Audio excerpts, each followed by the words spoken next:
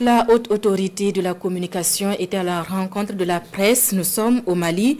Deux dispositions relatives à la mise en conformité des médias, le paiement des redevances et la publicité des médicaments étaient à l'ordre du jour des échanges. On fait le point avec Boubacar Bablé Touré. À l'ordre du jour de cette conférence de presse organisée par la haute autorité de la communication AC, deux points essentiels. D'abord, le processus de mise en conformité des médias et le paiement de redevances lancé en 2018.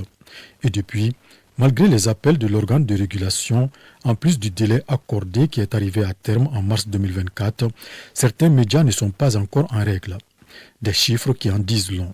Le nombre des radios identifiées comme étant en règle, au regard aussi bien des redevances que de la mise en conformité, c'est 182 radios.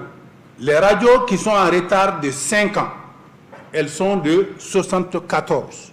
Les radios en retard de 3 à 4 ans, elles sont au nombre de 29. Et les radios en retard de 1 à 2 ans, alors elles sont au nombre de 102. Quant aux radios en situation irrégulière, elles sont au nombre de 53. Ensuite, la problématique de la publicité des médicaments sur certains médias. Nonobstant la décision de la HAC interdisant cette pratique, il a été constaté qu'elle continue de plus belle malgré le délai du 22 juillet 2024.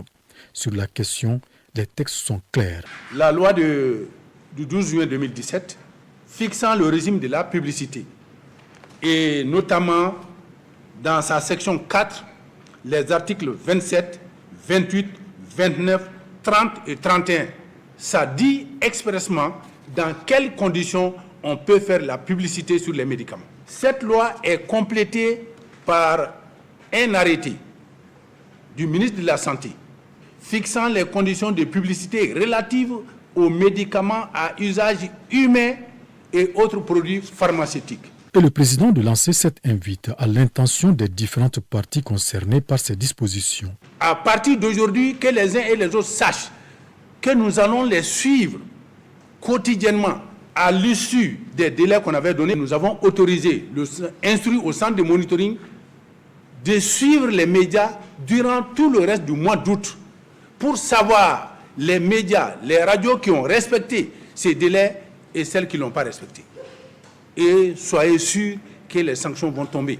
Ces mesures interviennent après plusieurs sorties médiatiques de la HAC, dont la première date du 2 février 2023.